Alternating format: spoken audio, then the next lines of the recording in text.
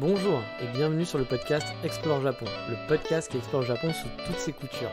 Des conseils voyages, de la culture ou bien de la vie tous les jours en passant par l'apprentissage du japonais, partons ensemble une fois par semaine pour ce magnifique pays qu'est le Japon.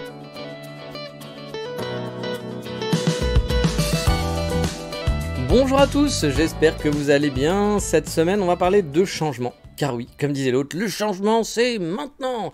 En faisant le petit geste, parce que c'était plus sympa avec le petit geste ridicule. Bon, en fait, c'est pas vraiment maintenant, j'ai menti, ça fait déjà quelques mois, voire quelques années, que le Japon a changé en moi. Des toutes petites choses, des petites habitudes que j'avais pas avant, dans ma vie de médaille d'or du râlage en France. Mais comme d'hab, on va commencer par votre rubrique préférée, après celle de Monsieur Cadeau, bien sûr, au Club Dorothée, c'est le 3615 Ma Vie. Et cette semaine, déjà, je m'excuse, parce que j'ai pas eu le temps de poser les dernières questions. À ma tendre et douce, donc la fin de la FAQ viendra pour un autre prochain épisode. Je dois l'avouer, en ce moment, je suis un peu en mode supra-lazy, voilà. Bon, été oblige, je fais l'ours, je reste beaucoup à la maison pour profiter de la clim au maximum.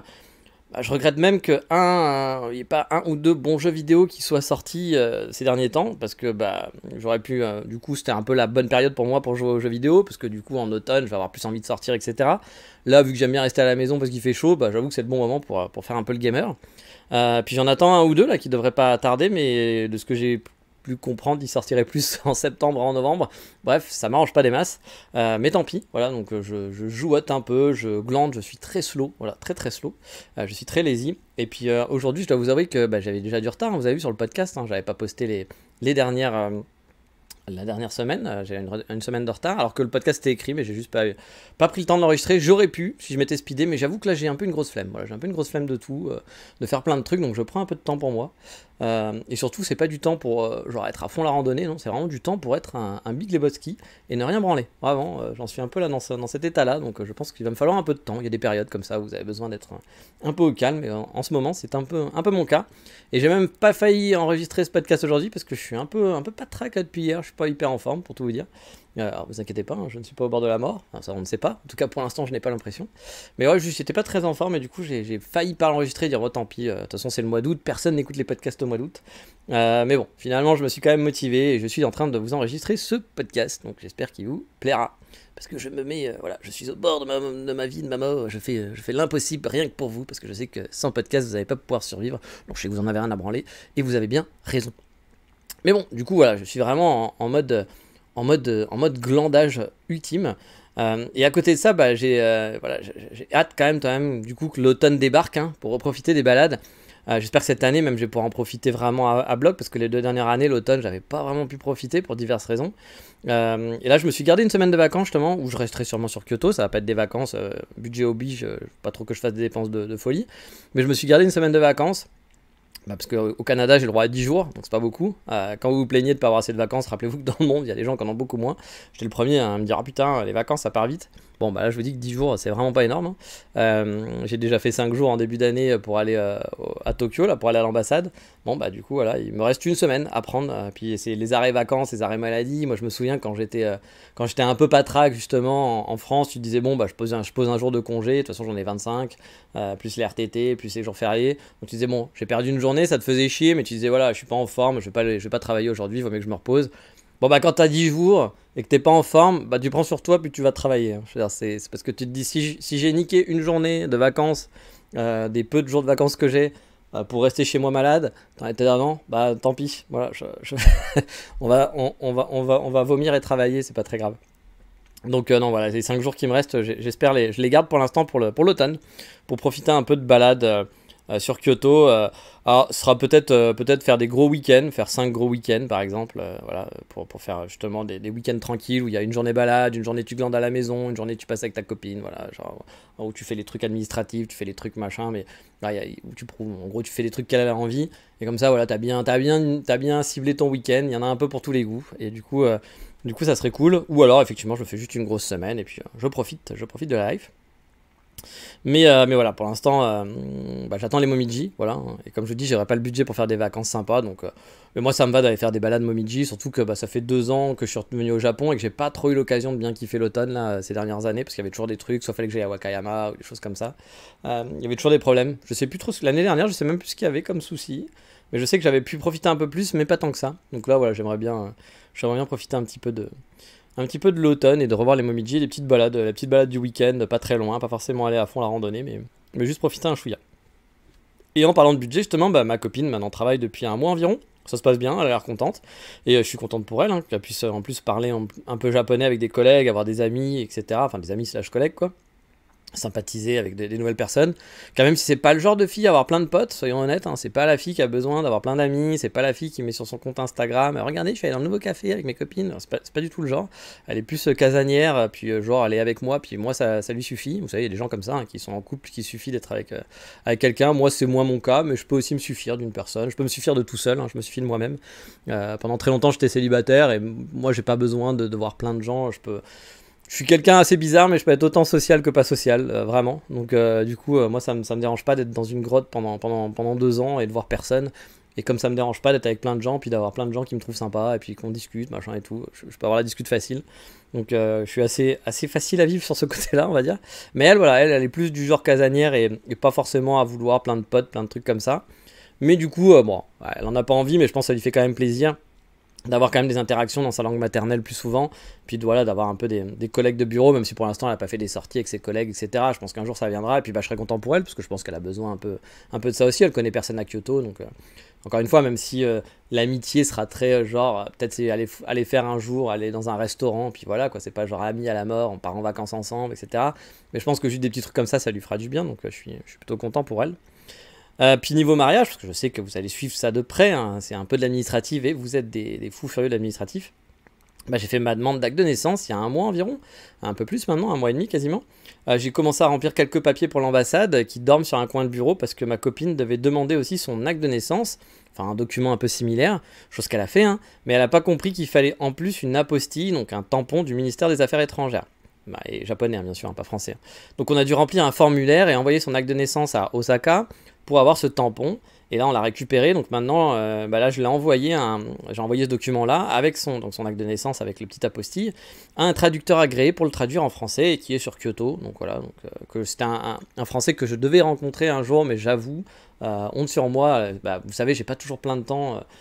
C'est un peu compliqué là pour avoir du temps libre et compagnie, avec mes heures de bureau qui sont un peu bizarres. Et puis bah voilà, il y avait Natsu à la maison et puis toujours plein de trucs à faire. Voilà, donc c'est un peu compliqué de trouver du temps libre. Et j'avoue, j'ai un peu foutu un vent à ce pauvre monsieur qui avait l'air sympathique en plus, hein, mais qu'on devait se rencontrer, qui m'avait dit tiens un jour, qui m'avait connu via la vidéo de Oji-san dans laquelle j'avais été interviewé, parce que lui aussi avait été interviewé dedans. Et lui, ça fait des années qu'il vit à Kyoto, je sais pas combien, 40 ans, 30 ans, enfin voilà, c'est un vieux de la vieille, hein, qui connaît bien la ville. Lui, je pense qu'il est arrivé avant que Google Maps existe et qu'on puisse s'en sortir. Je pense qu'il a connu le Japon galère. Et voilà, il voulait qu'on se rencontre, ce qui était très sympa, faire du réseau, hein, sûrement. Hein. Il a une entreprise, il voulait sûrement se dire tiens, on sait jamais, il y a un potentiel. Je crois qu'il a une entreprise qui accueille les étudiants ou les gens qui viennent au Japon pour les aider à s'installer au Japon. Moi, je trouve ça plutôt bien que ça existe. Après, c'est typiquement le genre d'entreprise que moi, j'utiliserais pas.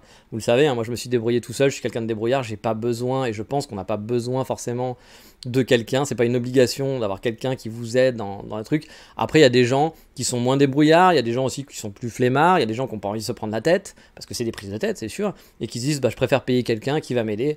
Donc voilà, je comprends totalement ce genre de service et qu'il y a des gens qui en ont besoin. C'est vraiment des histoires de caractère, des histoires de budget aussi, hein, parce qu'il y a peut-être des gens qui auraient le caractère pour se dire bah tiens, j'aimerais bien que quelqu'un le fasse à ma place, mais qui n'ont pas le budget, tout simplement. donc voilà, mais du coup, il a une entreprise comme ça, donc peut-être qu'il s'est dit ah bah tiens, il a un podcast, blablabla, il fait une chaîne YouTube. Je pourrais peut-être faire un partenariat, un truc dans le genre, enfin, ce qui est normal, hein, ou alors peut-être qu'il voulait juste se faire un nouvel ami, ce qui est possible aussi, hein, je suppute, mais bon, je pense que le mec a déjà sa vie sur place, qu'il n'a pas besoin de voir 75 000 nouveaux Français, il a des clients français qui arrivent à chaque fois, donc il va pas être en manque de genre, ah bah tiens, ça fait plaisir d'avoir un Français qui vit avec moi dans cette ville de Kyoto où aucun Français n'habite, ça fait plaisir de rencontrer enfin, dès qu'à Kyoto, des Français, c'est pas ce qui manque. Donc voilà, mais du coup, c'est vraiment ma faute, j'avais mis un vent. Parce qu'on devait se voir, et puis j'ai complètement zappé, et puis j'ai dû m'en rappeler quelques temps après en me disant merde, putain, puis j'ai même pas envoyé de message. Donc c'est vraiment très moche ce que j'ai fait. Un jour, il faudra que je m'excuse pour ça, parce que bon, même si je pense qu'il s'en fout, hein, parce que lui non plus m'a pas recontacté après par la suite, mais bon. Ça se fait pas, voilà. Mais cette personne-là est aussi donc à une entreprise, donc fait des traductions et affiliée à l'ambassade, et parce en fait, pour faire traduire ce document, on est obligé de passer par un traducteur agréé. Ça sent quand même un peu les arnaques, hein, parce que bon, le mec traducteur agréé, je pense pas que ça soit son entreprise, il est spécialiste de la traduction, il fait plein de trucs. Enfin, quand je dis une arnaque, ça me fait un peu penser aux trucs d'ambassade qui font un peu croquer les copains, quoi. Enfin, même si c'est pas totalement ça, mais j'ai envie de dire pourquoi une entreprise agréée française, qu'est-ce qui a été vraiment l'agrégation? Est-ce qu'il a dû passer des concours? Est-ce qu'il a dû travailler 12 ans avec le machin? Alors, je pense que c'est juste un truc que tu fais un deal et puis voilà, quoi. C'est en gros, c'est un peu comme les appels d'offres, tu fais passer tes copains, on connaît les appels d'offres, hein. Ah, ça me fait penser un peu à ça, mais non. Le truc, c'est que c'est pas si cher que ça. Parce que moi, j'avais peur. Quand j'ai vu le truc traducteur agréé, je me suis dit, putain, c'est encore le truc où ils vont te prendre 500 balles pour traduire une page, quoi. Alors que tu pourrais le faire pour genre 25 balles par un mec qui fera très bien le boulot aussi. Tout travail mérite salaire, hein, je suis le premier à dire, hein. Moi, je suis pas pour sous-payer non plus. Quand je dis 25 balles, par exemple, je suis pas pour payer 25 balles quelqu'un qui fait une traduction, parce que c'est du travail, il faut payer le prix. Voilà, un travail, ça se vaut, puis il faut pas... Tous les gens qui dévaluent leur travail, genre, ah bah, je suis freelancer, puis je vous fais des logos pour 10 euros. Non, arrêtons, les gars. Un logo, bah, c'est... Un logo, une identité de brand, c'est 1000 balles, 2000 balles, j'en sais rien, mais c'est normal, c'est un travail, ça prend du temps. Enfin, genre, vous devez manger, quoi. Puis derrière, quand vous êtes freelance, vous n'êtes pas salarié, quoi. Vous payez les charges patronales, vous payez des impôts en plus, vous payez tout ça, etc. Enfin bref, puis vous n'avez pas du travail, vous n'avez pas un salaire qui tombe tous les mois, donc bah, c'est normal que voilà, les boulots, bah, vous êtes payé pour ce que vous devez faire, quoi, tout simplement. Mais bref, on n'est pas dans le podcast du digital nomade et du freelancer, les problèmes des freelancers, on n'est pas là. Mais bon, j'avais juste peur voilà, que ça coûte vraiment un bras. Je dis 500 balles, mais ça aurait pu être un truc qui n'était pas sur le marché, quoi. Mais finalement, non, ça m'a pas coûté trop cher. Ça m'a coûté 7000 yens, je crois, quelque chose comme ça. Alors là, j'avoue qu'avec les conversions en euros, j'ai un peu de mal. Avec le yen qui a bougé beaucoup, etc. Maintenant, j'ai un peu de mal à savoir combien ça fait. À l'époque, je vous aurais dit ça doit être 50 balles, à peu près. Je pense que maintenant, ça doit faire moins de 50 balles. Donc bon, voilà, c'est pas si cher pour traduire 3-4 pages, je crois. Donc bon, ça reste correct. Donc ça va. Puis, moi j'avais surtout peur que ça explose mon budget. C'était plus ça en fait. C'est pas vraiment le prix, c'était plus me dire putain là en ce moment faut quand même que je fasse attention. Donc c'est toujours des frais où tu te dis bon, j'aurais aimé éviter de payer un truc qui coûte super cher juste pour traduire un document, quoi. Mais bon voilà, ça a été fait, je l'ai envoyé, là ils l'ont reçu, là, donc je pense que je vais récupérer ça d'ici une semaine ou quelque chose comme ça. Et donc une fois traduit ce document, je pourrais envoyer mon dossier à l'ambassade, et là devoir attendre sûrement le plus longtemps, il faut attendre à peu près un mois, il y a écrit sur le site de l'ambassade, c'est pour récupérer un document qui prouve que j'ai jamais été marié, voilà, un document obligatoire pour continuer les démarches côté Japon cette fois. Alors je pense que ça doit pas être que pour ça, parce que sinon je vois pas l'intérêt que tu doives donner les papiers d'acte de naissance traduits de ta copine. Je vois pas. Si c'est pour prouver que moi j'ai jamais été marié, je dirais qu'est-ce que j'ai besoin de ces documents à elle. Enfin voilà. Donc je pense que c'est aussi parce que je sais qu'il faut publier je trouve pas le nom. C'est pas les bancs, si c'est peut-être les bancs. Vous savez, c'est quand on doit publier un truc dans un journal officiel, quand il y a quelqu'un qui décède, vous vous mariez, machin, normalement il y a une publication qui est censée être faite dans le journal officiel pour dire si vous cherchez votre papa ou votre grand-mère qui est décédée, vous pouvez trouver dans un journal officiel le fait que ça a été annoncé que Odette Jocelyne a été décédée le 14 août 46, voilà, etc.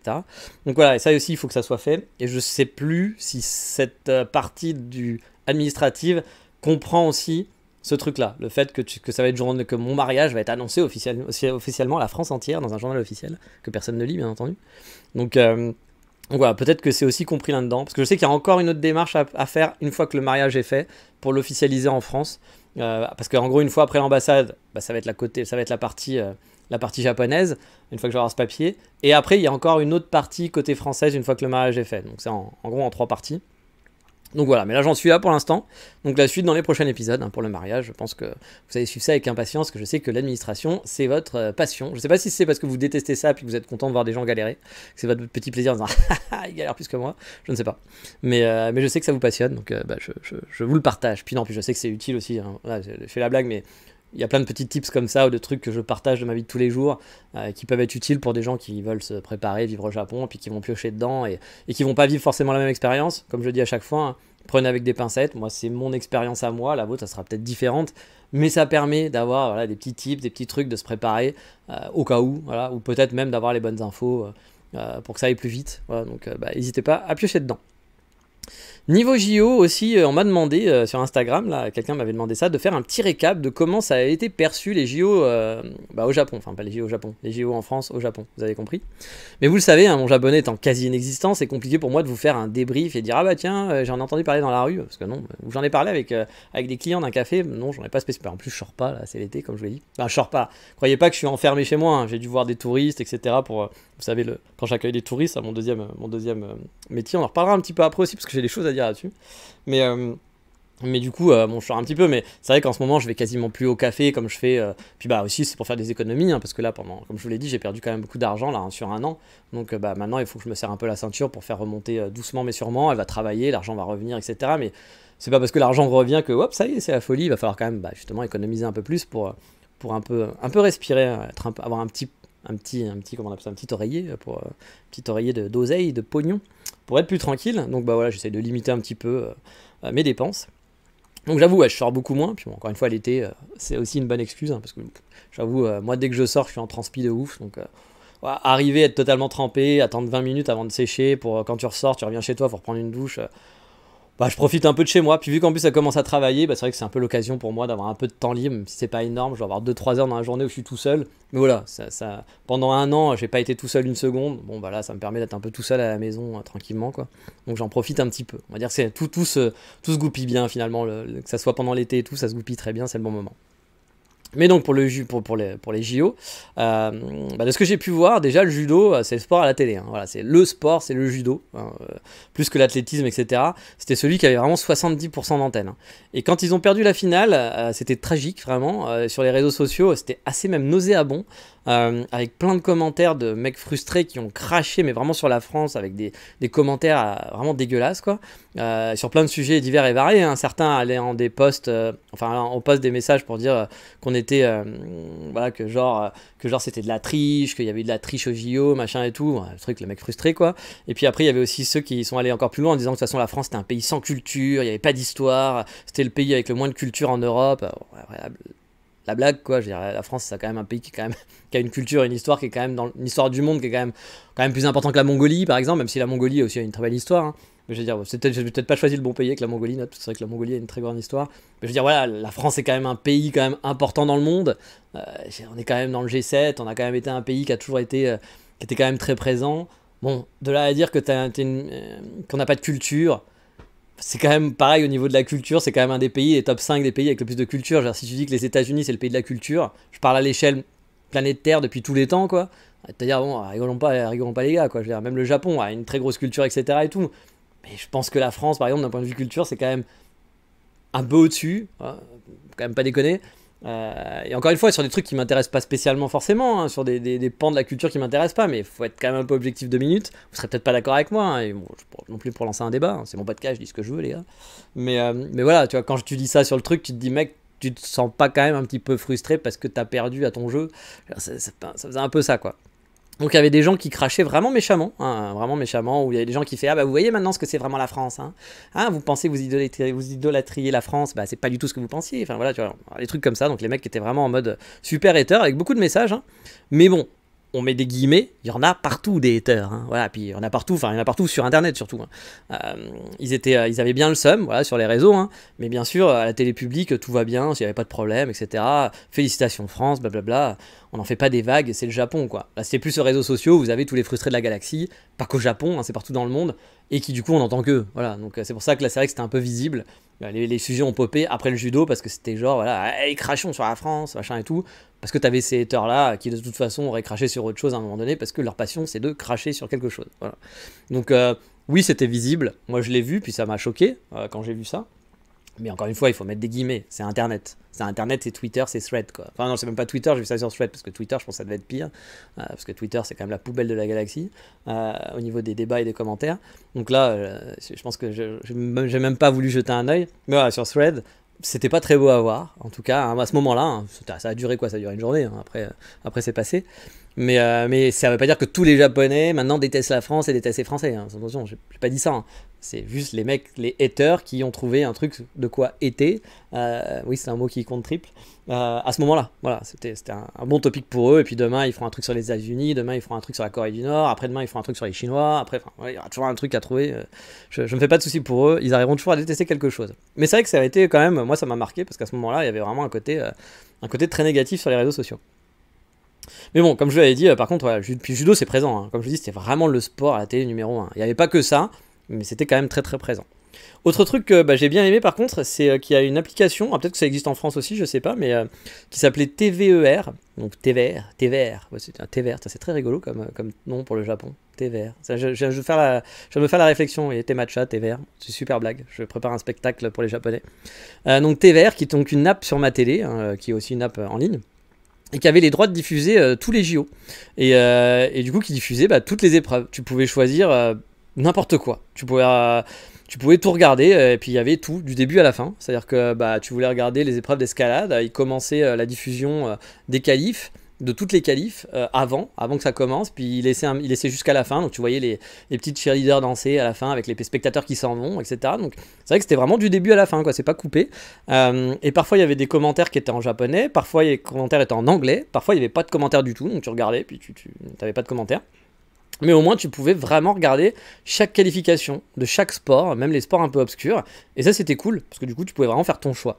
Parce que les chaînes japonaises, je pense que c'est un peu comme en France, même c'est pire qu'en France, je pense, c'est de diffuser que les Japonais, quoi. C'est quand il y avait un Japonais qui passait, par exemple, à un moment donné, il y a Teddy Riner qui faisait sa demi-finale pour, je pense, aller en finale de judo, ils l'ont pas diffusé. Parce qu'il y avait la japonaise, la japonaise venait de faire sa demi-finale, était qualifiée pour la finale. C'est peut-être pas les demi, c'est peut-être les quarts, je sais plus. Hein. Et du coup, il y avait son adversaire potentiel qui devait, donc ils ont diffusé l'adversaire qui devait être une Ukrainienne contre une Roumaine ou je sais pas quoi, je dis n'importe quoi, je me souviens plus. Hein. Et alors que pendant ce temps, il y avait Teddy Riner qui était passé, puis j'entendais tous les Français qui disaient ah, on voyait les Français dans la foule là, qui étaient à bloc. Et tu dis putain, mais passe-moi ça. Donc moi, du coup, j'étais obligé de prendre mon iPad, de regarder France Télévisions pour voir Teddy Riner, parce que j'avoue que l'Ukrainienne contre la Roumaine, j'en avais rien à branler. Voilà. Cocorico, quoi. Je voulais regarder Teddy Riner. Et puis c'était pas possible. Donc voilà, mais en France c'est pareil, mais moins je trouvais dans mes souvenirs, puis même j'ai regardé France Télévisions. France Télévisions a quand même plus. France Télévisions va te montrer Nadal contre Bill Bokeh, quoi. Genre, n'importe quoi, je vous dis n'importe quel nom. Alors que là, les Japonais, s'il n'y a pas de Japonais, ils vous le diffusent pas. C'est-à-dire que s'il n'y a pas de Japonais dans ce sport, j'ai pas vu un match de tennis Nadal contre Bill Bokeh au Japon à télé. Alors peut-être que je suis pas tombé au bon moment non plus, hein. Mais c'est vrai que.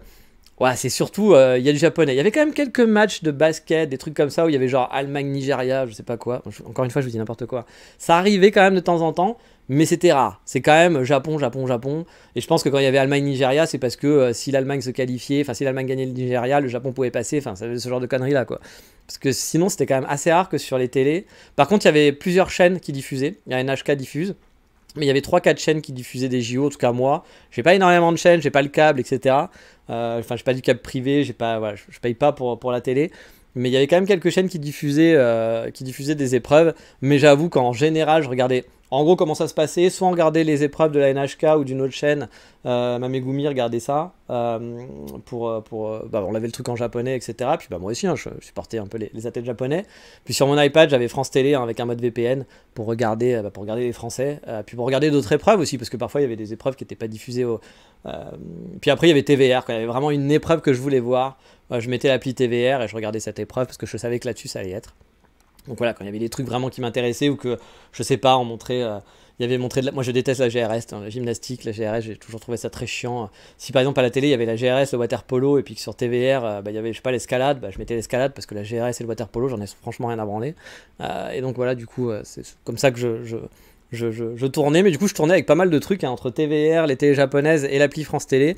J'avais quand même pas mal de choix, et je me souviens étant enfant avec mes chocobn à regarder les Jeux Olympiques sur France Télévisions, et puis tu regardais que ça parce qu'il y avait que France Télévisions qui passait. Au pire tu passais de France 2 à France 3, mais il y avait rarement France 3 et France 2 en même temps, quoi. En gros c'était quand France 3 avait fini de diffuser, tu passais sur France 2.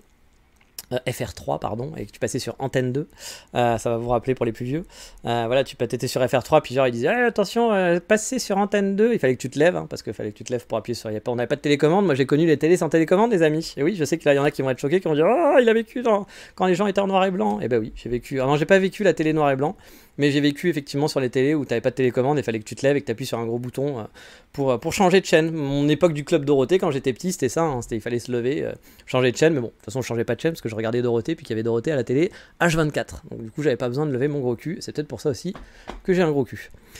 Mais bref, du coup bah, c'était plutôt chouette hein, toute cette période de JO, moi j'ai bien aimé, ça m'a ramené, j'avais pas regardé depuis longtemps les JO, j'adorais ça, moi quand j'étais petit j'ai toujours adoré regarder du sport à la télé, le Tour de France, etc.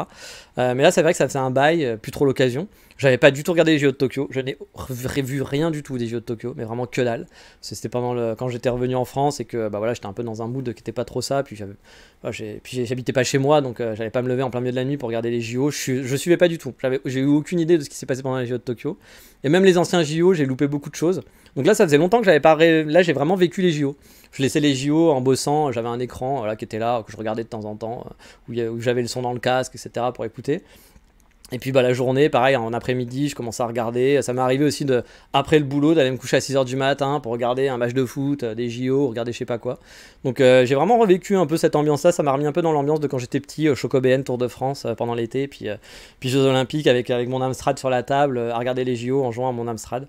Bref, c'était un peu revival, j'ai bien aimé. Ça m'a rappelé des souvenirs et j'ai trouvé ça plutôt cool. Et puis c'était des beaux JO, c'était sympa. Le lieu était chouette. Bon, après, c'est pas podcast Paris 2024, donc on va pas aller non plus dans les détails à 2000%. C'est plus par rapport au Japon, je pense, qui vous intéresse. Mais du coup, c'était plutôt chouette. Mais bon, les Japonais, comme vous le savez, c'est pas nouveau, hein, ils ont quand même un gros côté nationaliste. Et pour vous dire, hein, il y a même un de mes potes, donc pendant les JO, c'est pour ça qu'il y avait beaucoup de Japonais, hein, voilà. Mais j'ai un de mes potes qui s'est fait engueuler parce qu'il a osé dire que l'équipe du Japon de basket a été éliminée à 10 minutes avant la fin. Parce que bah, voilà, il y a des mecs qui perdaient de je sais pas combien, puis il s'est dit bon, bah ça, il s'est perdu quoi. Et là, il y a sa copine qui lui est tombée dessus et qu'en lui reprochant de pas supporter le Japon, que c'est le pays qui l'accueille, qui devrait quand même faire plus d'efforts. Bref, vous voyez l'ambiance, hein, l'ambiance à la maison. Un peu trop même nationaliste, hein, parce que t'as envie de te dire bon. Puis nous, vous savez qu'en tant que Français, c'est vrai qu'on a peut-être pas aussi ce côté que les Américains peuvent avoir. Go American, yeah, I love my country, bah. Toutes ces conneries là. Nous, on est plus du genre à dire ouais, de toute façon ils sont nuls, ils sont mauvais. Il y a un peu le truc qu'on est très négatif. Hein. Bah, les JO, par exemple, les JO avant Paris, tout le monde disait c'est de la merde, ça va être, de toute façon vous allez voir, hein, ça va être dégueulasse, ça va être. Alors moi, j'avoue, j'étais pas trop dans ce trip là. J'avoue, je m'en foutais aussi.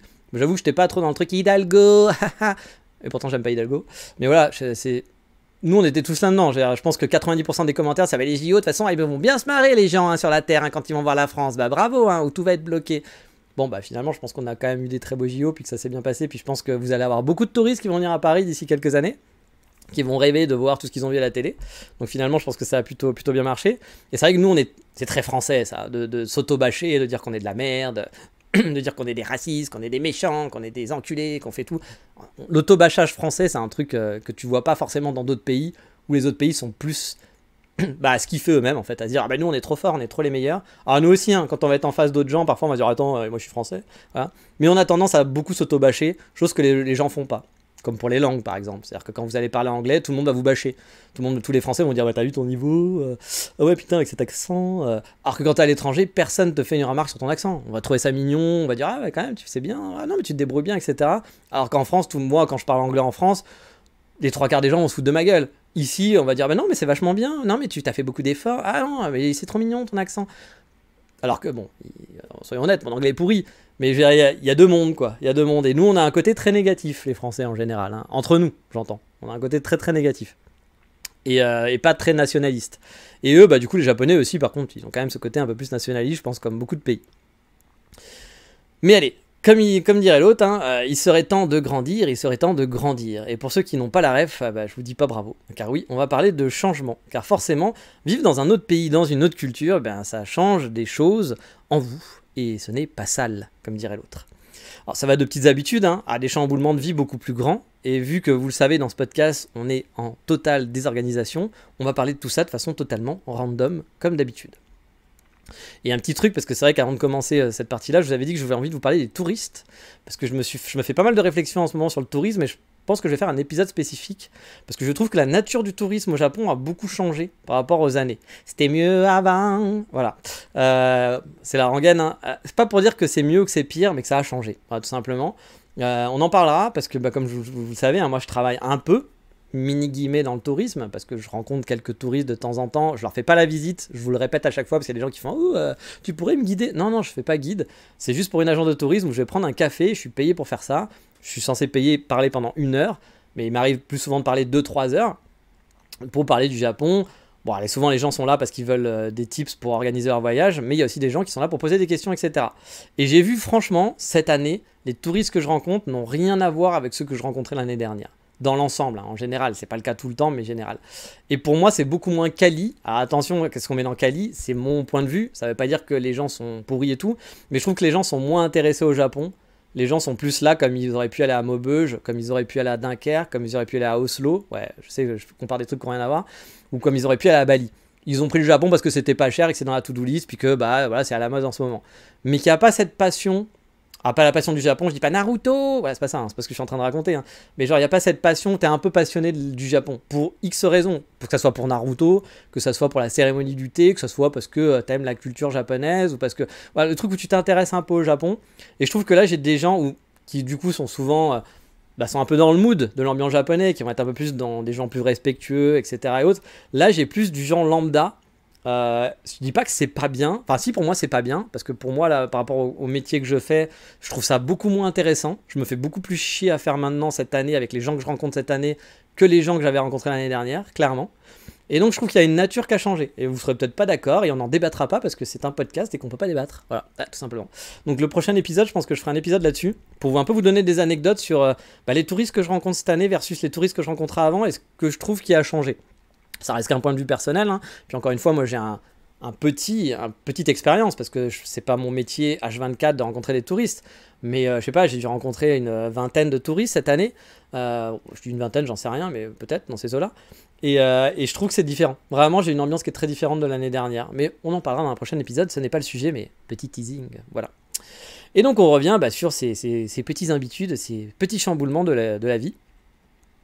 Donc pour commencer, un truc qui est hyper con, hein, mais hyper japonais au final, on va parler des chaussures. Bah oui, parce que vous le savez, c'est un classique, hein, c'est un des premiers trucs qui vient en tête quand on pense à la vie au Japon, avec les toilettes, bien entendu, hein, parce que quand on pense au Japon, on pense aux toilettes.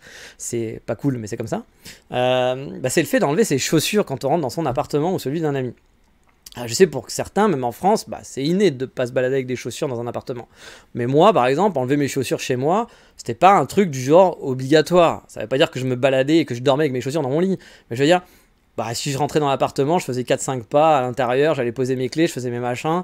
Puis après, j'enlevais mes chaussures, plus pour le côté confortable que le côté « Ouh là là, mon Dieu, il a marché avec ses chaussures, ça fait des traces, c'est pas propre. » Voilà, c'était plus ce côté genre je les enlève parce que je vais pas les garder, je vais pas garder mes chaussures toute la journée, ça n'a pas d'intérêt. Et moi perso, j'ai jamais aimé porter des chaussons, hein, je trouve ça chiant. Même chez moi, par exemple, j'ai des chaussons et je les porte pas souvent parce que ça m'énerve. Donc je suis plus en mode chaussettes par terre, voilà, qu'en chaussons. Et même avec dans mon appartement à Paris, pendant longtemps, il y en a un qui a eu de la moquette. J'avais de la moquette, mais vraiment partout. Hein. Donc c'était vraiment la moquette dans le salon, c'est pas le truc le plus hygiénique de la galaxie. Hein, voilà. Et je marchais quand même avec mes chaussures en revenant de dehors, avec mes baskets, etc. sur la moquette. Alors on va faire un gros bouh, le gros dégueu. Mais au Japon, j'avoue que voilà, je joue le jeu, parce que au Japon, je vais pas faire ça, sinon ils vont avoir des crises cardiaques et je vais me faire bannir du pays. Parce que je pense honnêtement que si ma copine me voyait avec les chaussures à l'intérieur, je me ferais défoncer, hein, sûrement. Et pourtant, c'est pas une maniaque, hein, mais je veux dire, c'est un truc lambda. C'est comme si vous vous disiez « Ah, moi, je prends une douche une fois par mois. » Bon, je pense que tout le monde va vous tomber par-dessus. Peut-être que dans votre pays, ça sera ça, qu'on prend une douche une fois par mois, mais vous arrivez en France, vous dites « Je prends une douche une fois par mois », on va vous regarder en disant « Mais mec, c'est pas possible, qu'est-ce que tu fais ?» Bon, les chaussures, c'est pareil ici, hein. Ah non, on prend pas des douches avec les chaussures. Hein. Essayez de suivre un peu quand même, parce que sinon on va pas s'en sortir. Bon, on va pas lui dire non plus.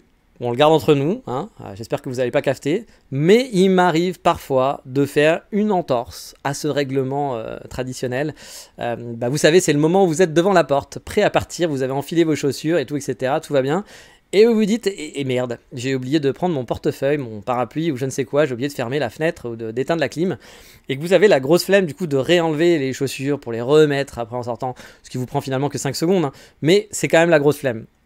Et ça m'arrive parfois, effectivement, je dois le dire, de me dire oh putain, fais chier, c'est bon, il n'y a personne. Regarde à droite à gauche, personne ne me voit, il n'y a pas de caméra de sécurité, allez où on y est avec les chaussures, personne n'aura vu, il n'y a pas mort d'homme.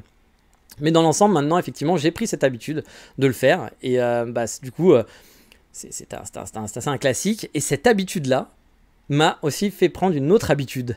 C'est celle-là qui me l'oblige. Parce qu'avant, effectivement, je n'avais pas ça. C'est d'avoir des chaussettes qui ne sont pas trouées. Voilà. Parce que oui, celle-là, c'est un plaisir. Pas vraiment, mais je ne sais pas comment je me débrouille. Mais je suis un véritable destructeur de chaussettes. Hein. Je suis le pourfendeur des chaussettes. Je suis le Thanos de la soquette. Je fais des trous toujours dans mes chaussettes et ça de façon très rapidement.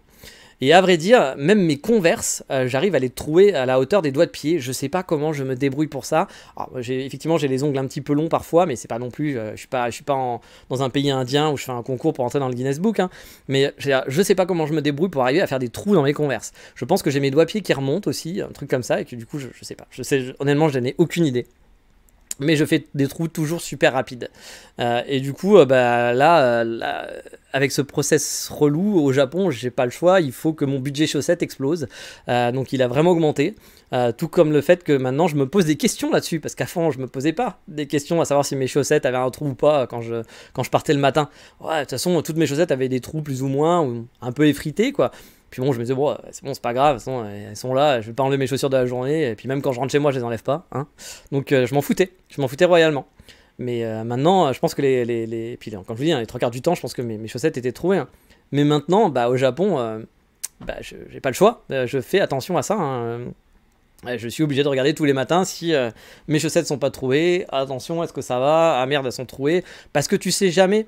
T'enlèves pas tes chaussures tout le temps. Hein. Franchement, moi par exemple, je me souviens que mon premier voyage au Japon, j'étais en mode, justement, j'étais très paniqué là-dessus parce que c'est un de mes gros problèmes dans ma vie, hein, mes chaussettes trouées. Voilà, il y en a c'est les boutons, il y en a, j'ai plein de boutons sur la face, comment je vais pouvoir sortir. Il y en a un qui se dit, ah, mais non, je suis pas de poitrine, ah, mais moi je suis albino, si tu te rends compte, faut que je porte des lunettes pour pas qu'on voit. Moi, c'était les chaussettes. Voilà. Moi, c'est les chaussettes trouées. J'avais vraiment peur en me disant, putain, mais. On doit enlever ses chaussures tout le temps, dans les temples, dans les cafés, dans les machins.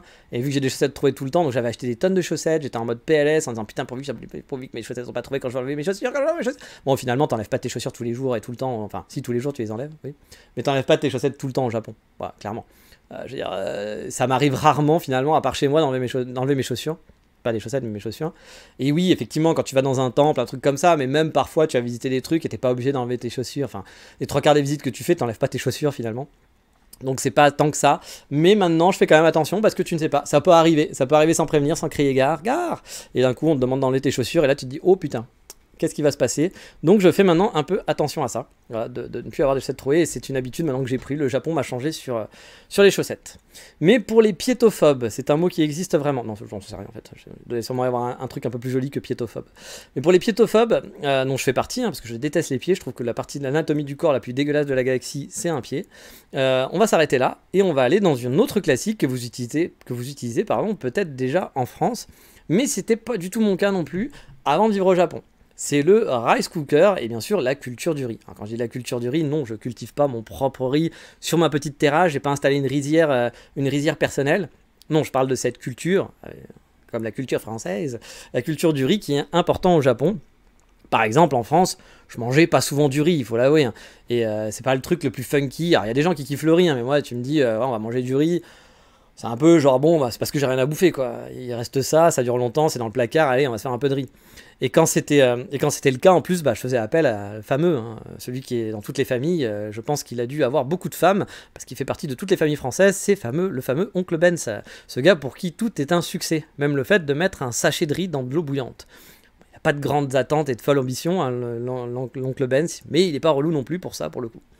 Mais au Japon, maintenant, à cause de ma copine, hein, parce qu'en vivant tout seul, je faisais pas pour autant ce truc-là, j'achetais du riz, mais plus du fried rice, comme on dit, un sachet comme des frites surgelées, c'est du riz surgelé avec un peu tout et n'importe quoi, des légumes, de la viande. Donc ça, j'avoue, j'en mangeais un peu plus ici qu'en France, déjà.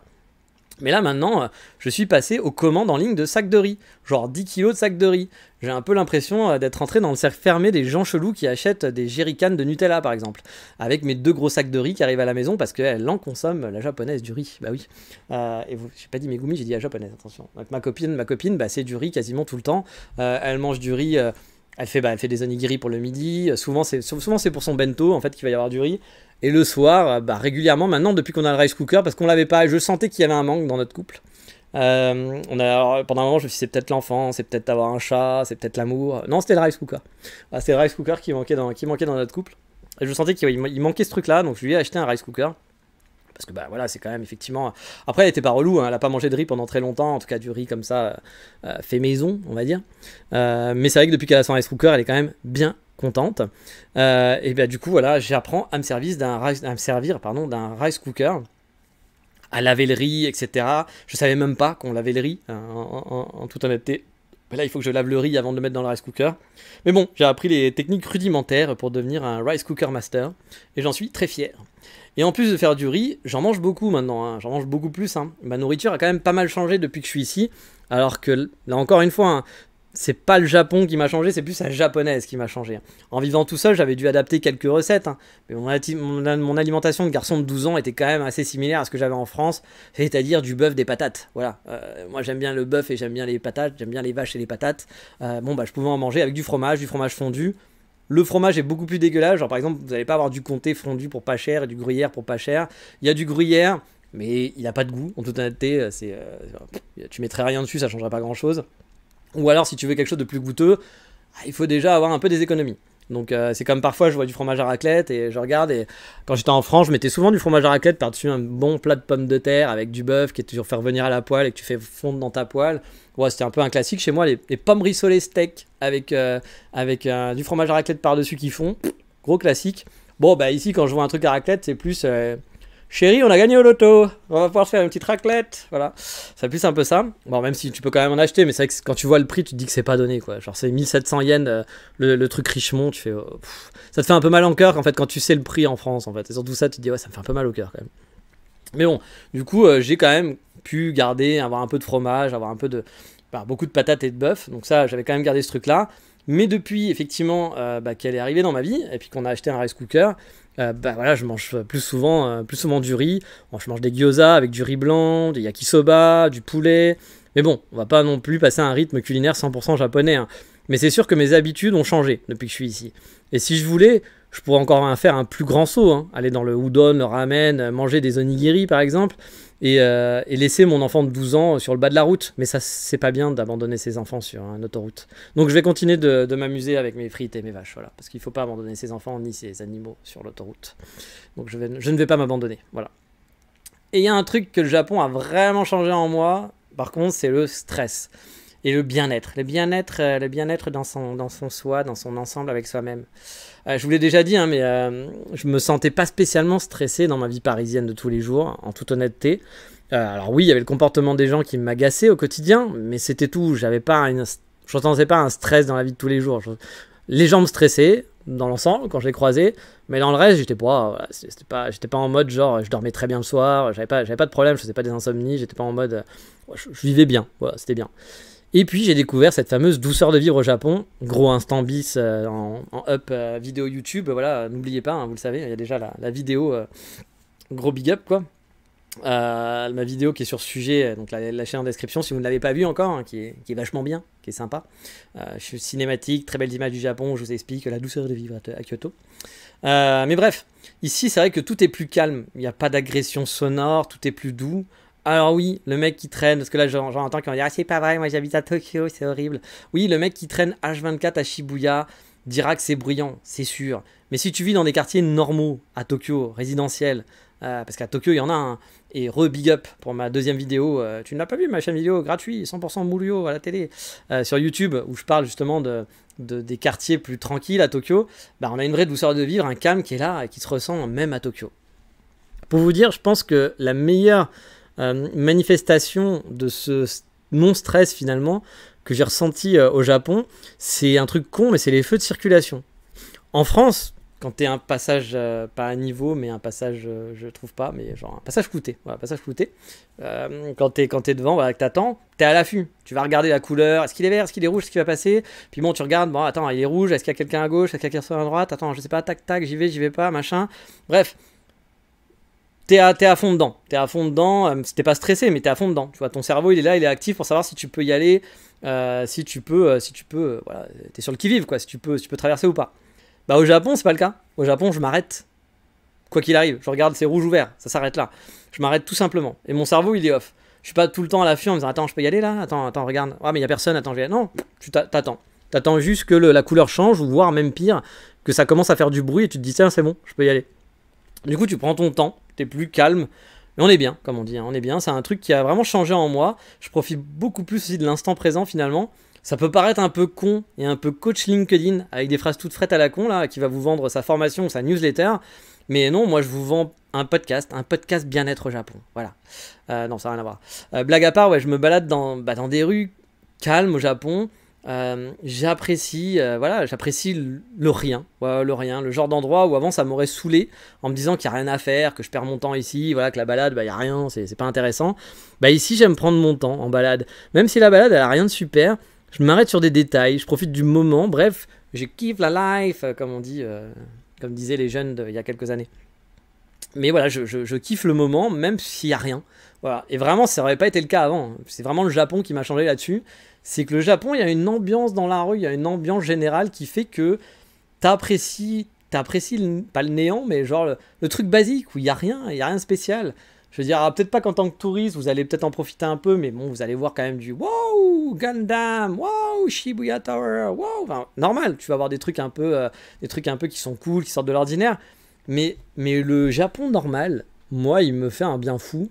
Et je le trouve vraiment, c'est apaisant. Il n'y a rien, je ne vais pas vous le vendre, je ne vais pas vous le survendre, vous dire non, mais c'est super parce que c'est génial, parce que machin. Non, c'est juste que c'est calme. C'est calme et du coup, des petites choses très connes, tu les apprécies, tu prends ton temps. Voilà. En tout cas, moi, c'est clair que c'est un truc qui a vraiment beaucoup changé en moi, chose que je ne faisais pas du tout avant. Après, ne me faites pas dire ce que je n'ai pas dit, hein.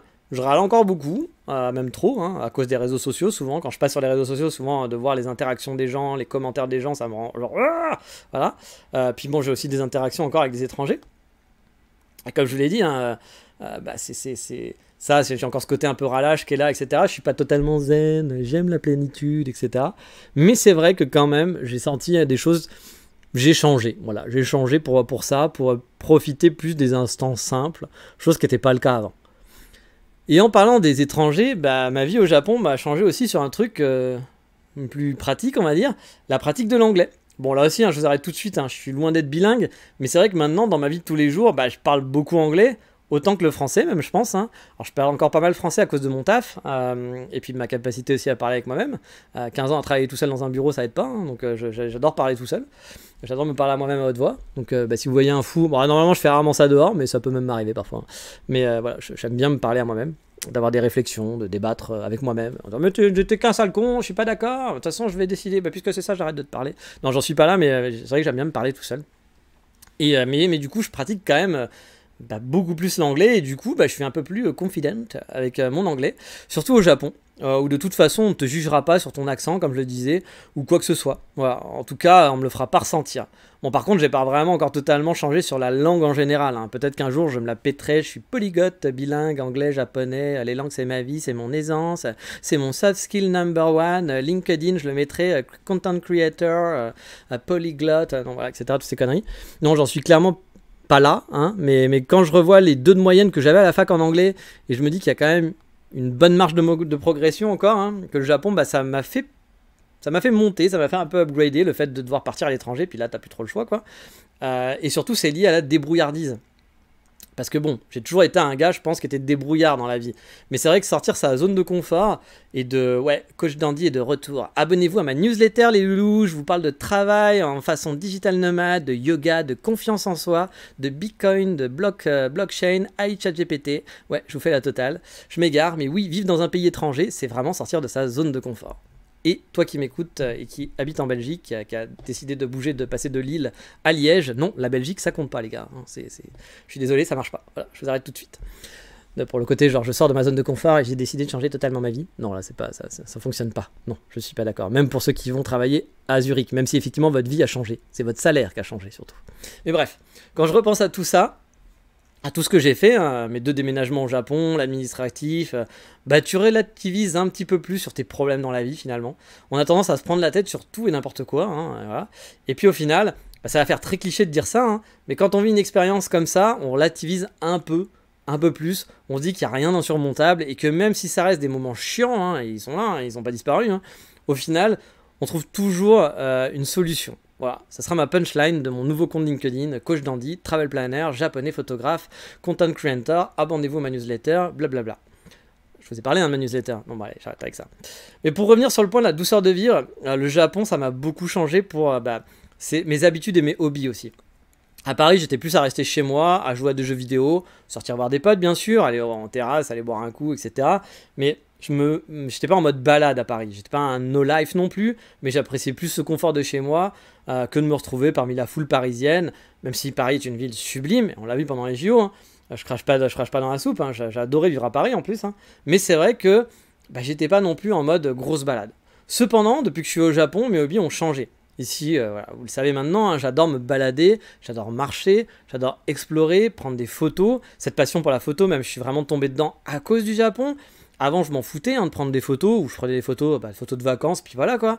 Et les balades, c'était pas mon truc. Moi, ça, tu me disais, tu m'aurais dit, allez viens, on va à Vesoul se faire un week-end, on va aller à la plage, etc. Bon, je pense qu'il n'y a pas la plage à Vesoul, mais ouais, je sais pas où c'est Vesoul. Je connais juste de nom, mais j'avoue, je sais pas. Je pense que je connais, en plus, je pense que j'y suis déjà allé. Je me demande si c'est pas dans les montagnes, mais j'ai un gros doute. Donc désolé pour les mecs qui habitent à Vesoul. C'est une honte. Comment tu peux parler de ma ville comme ça? Je me suis senti outré. Je vais faire un post sur Thread pour dire que comment ça se fait que des gens ils connaissent pas Vesoul et qui parlent de façon négative à Vesoul. Bah oui, je suis désolé, je connais pas Vesoul.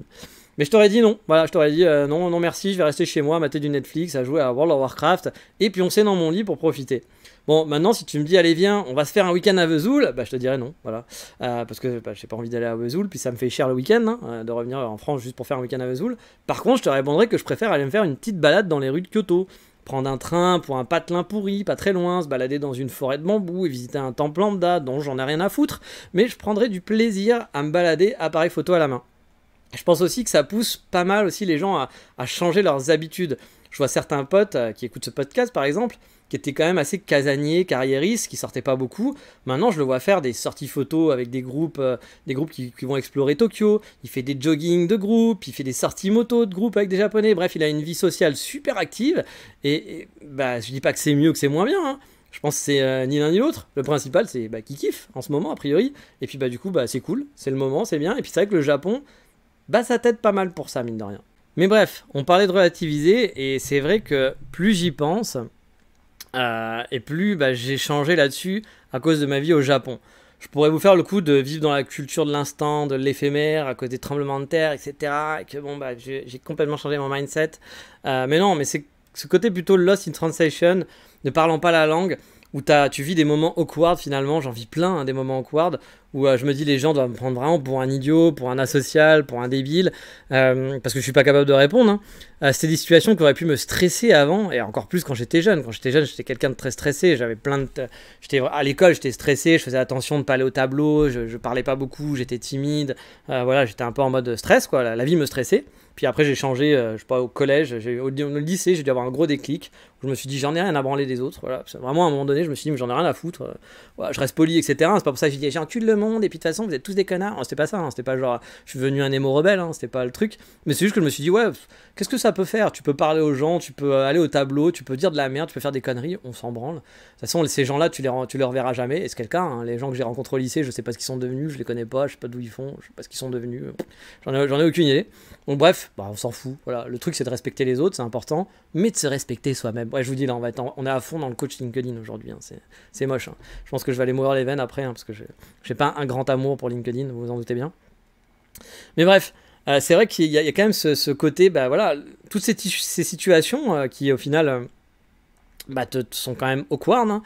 Les gens doivent me prendre pour un idiot, puis c'est vrai qu'il doit y avoir pas mal de gens, je pense qu'ils allaient dire c'est qui ce type là, il est un peu con, il parle pas. Puis même il y a des gens qui font t'es au Japon depuis 2 ans, tu parles toujours pas japonais, quand même. Voilà, je pourrais mal le vivre et dire attends, machin, faut que je fasse. Mais en fait, du coup, non, ça m'a fait pas mal relativiser. Et puis je vous dis, je l'aurais pas bien vécu, je pense, dans un autre pays par contre. Pour le coup, je me souviens qu'en Écosse, je vivais moins bien ça, pardon, j'aurais pas trop mes mots. Mais en Écosse, je le vivais moins bien, ce côté-là. Parce que voilà, on vous faisait comprendre. Il y avait ce côté aussi des étrangers, hein, comme je l'ai dit, en France, quand tu parles anglais, tu vas te faire tout de suite lyncher sur la place publique. Bah, je me souviens qu'en Écosse, quand tu demandais un truc, les mecs te comprenaient pas, ils te regardaient un peu de haut, genre mais qu'est-ce que tu dis, mais qu'est-ce que, ah là c'est compliqué, mon Dieu, mais qu'est-ce que c'est que celui-là. Voilà, t'avais vraiment, tu sentais qu'il y avait quand même un côté négatif en fait, pas toujours, hein, bien sûr, mais de temps en temps. Qu'au Japon, je l'ai pas, même si ils doivent le sentir, ils doivent le penser, mais vous savez, il y a toujours cette image en groupe, on doit bien paraître, on doit pas être méchant, on doit pas faire des trucs, donc du coup, bah finalement vous le ressentez pas et donc vous êtes plus à l'aise et puis bah du coup ça te change aussi, enfin toi ça te fait relativiser aussi, ça fait vraiment relativiser, dire que bah ouais, il y a des choses plus graves dans la vie et que bah, c'est quand même beaucoup plus tranquille. Et donc il y a la bienveillance, hein, voilà, qui est là, hein, voilà, qui fait que tu le vis plus facilement. Mais après, vous prenez pas l'effet qui se coule en pleine face, quoi. Mais attention, hein, j'ai bien dit l'extérieur, hein, de l'extérieur des gens. N'oubliez pas que c'est pas parce qu'on vous fait un grand sourire et qu'on fait des compliments que derrière on n'en pense pas moins des choses dégueulasses, hein. Les Japonais sont très comme ça, hein. Mais du coup ça permet vraiment de relativiser et de stresser beaucoup moins. Clairement, le Japon m'a changé par petites touches, hein, mais m'a beaucoup changé aussi profondément. Et j'ai aucun doute qu'au fil des années, il va encore me changer.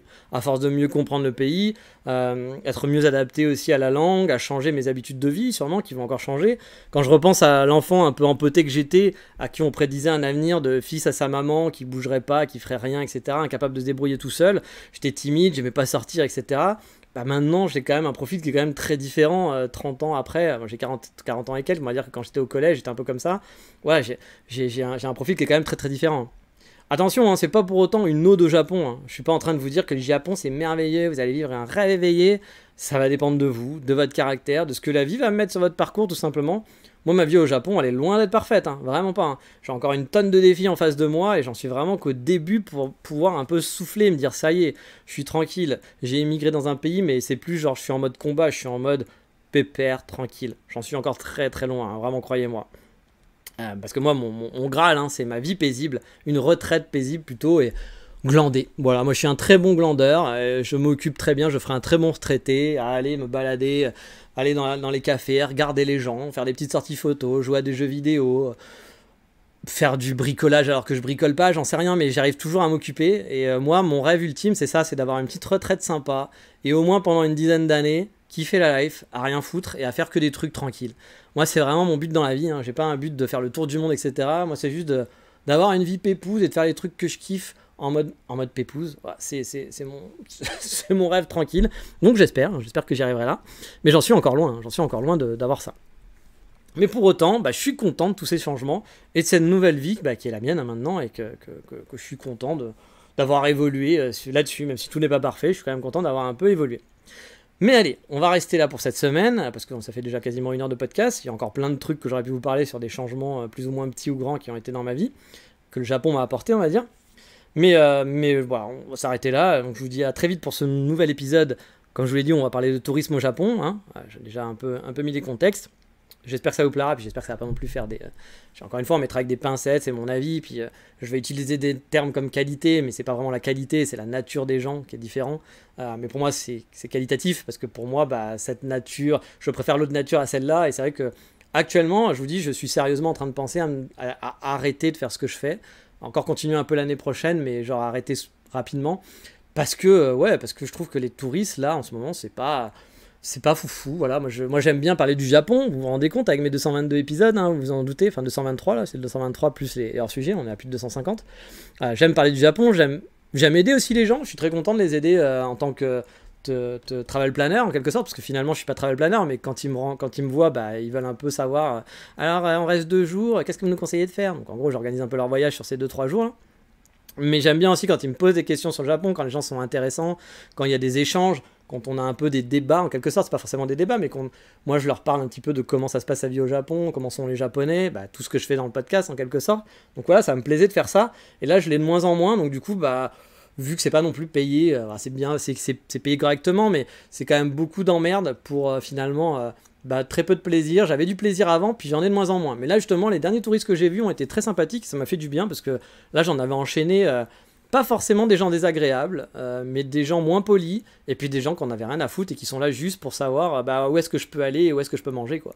Et j'avoue que ça m'intéresse moins, moi je veux pas je veux pas être une agence de voyage, hein, c'est pas mon boulot, et donc j'avoue que bon, bah, c'était un peu moins mon truc, mais on en reparlera. Parce que je pense que le tourisme a changé au Japon et qu'il changera sûrement encore par la suite, mais qu'il y a des raisons, hein, pour ça. Et on en reparlera, puis on pourra en débattre après sur sur Patreon pour ceux qui sont abonnés Patreon. Je continue à remercier parce qu'il y a toujours des gens qui sont abonnés à Patreon, je les remercie. C'est vrai qu'en ce moment j'ai pas fait trop de posts. Mais de toute façon, je suis pas sûr que ce soit les posts qui vous font vous abonner sur Patreon. Mais bon, là, c'est le mois d'août, donc je suis un peu en mode calme. Puis j'ai pas grand chose à vous raconter non plus. Je peux pas vous montrer des photos, des balades, parce que je me balade pas de fou. Mais je voulais remercier, quand même en profiter pour remercier les gens qui soutiennent le podcast à Patreon, parce que ça permet quand même de mettre un peu du beurre dans les épinards, même si c'est pas énorme. Je crois que je dois gagner 45 € avec le Patreon, donc c'est pas foufou. Mais voilà, ça permet de rembourser une partie des frais de certains trucs, etc., que le podcast me coûte. Puis voilà, ça fait plaisir de se dire, il y a quand même des gens qui tous les mois donnent un peu d'argent, donnent 2 €, 3 €. Ça fait plaisir, voilà, parce qu'on se dit, ils pourraient donner cet argent pour autre chose. Donc je voudrais vous remercier, je le fais pas assez souvent, mais je voudrais vous remercier pour ce soutien. Et puis ceux qui peuvent pas donner, mais voilà, je vous remercie aussi pour écouter le podcast depuis toujours. Et puis il y a des gens même qui ont donné pendant très longtemps. Quand j'ai regardé combien de gens ils m'avaient donné, il y avait des gens qui m'ont donné plus de 200 € sur la longueur. Donc je me suis dit, waouh, c'est quand même super sympa de donner 200 € pour ça, quoi. C'est quand même un budget, même si c'était étalé sur 2-3 ans, j'en sais rien. Mais qui ont dû arrêter parce qu'ils avaient d'autres frais. Et puis bon, au bout d'un moment, tu vas pas donner tout le temps. Mais je les remercie énormément parce que ça fait chaud au cœur. Ça fait chaud au cœur. Donc merci à vous qui soutenez, ou même ceux qui partagent. Je sais qu'il y a des gens, par exemple, sur Twitter, qui n'ont pas beaucoup de followers, mais qui de temps en temps parlent du podcast, disent c'est mon podcast préféré, machin et tout, ou j'adore ces vidéos. Ça sert à pas grand chose parce que vous avez 4 followers, donc ça va pas faire le tour du monde et tout, mais moi ça me fait plaisir parce que du coup je vois votre amour en quelque sorte, et du coup c'est cool. Je me dis que je fais pas ça pour rien, puis que ça vous plaît, parce que parfois moi je suis tout seul dans mon coin, je me dis bon, peut-être que je regarde même pas les stats, donc je me dis peut-être qu'il y a personne qui écoute et je parle tout seul, mais du coup ça fait plaisir. Effectivement, on se dit bon voilà, ça sert. Il y a pas très longtemps là, j'ai reçu des messages pour vous dire. Il y a quelqu'un qui écoute le podcast, je lui fais un petit coucou au passage, qui est irlandais si je dis pas de bêtises, j'espère que je dis pas de conneries, et qui me disait qu'il apprenait le podcast il y a longtemps, qui m'avait envoyé un message en disant qu'il apprenait le français avec mon podcast. Alors je m'excuse encore une fois parce que vous avez vu comment je parle français, je suis pas la meilleure référence pour ça.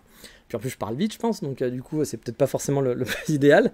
Mais il m'a renvoyé un message pour me dire qu'il continuait d'écouter le podcast là, et qu'il continuait justement d'améliorer son français avec. Donc je suis content que je puisse l'aider.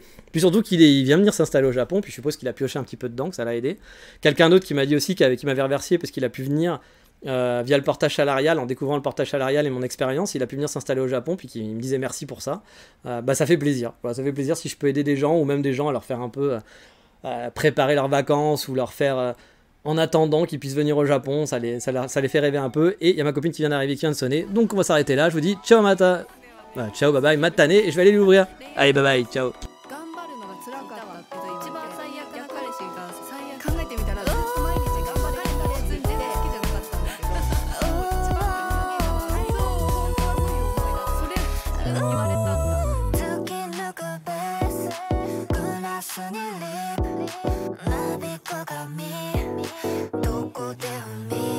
Stop.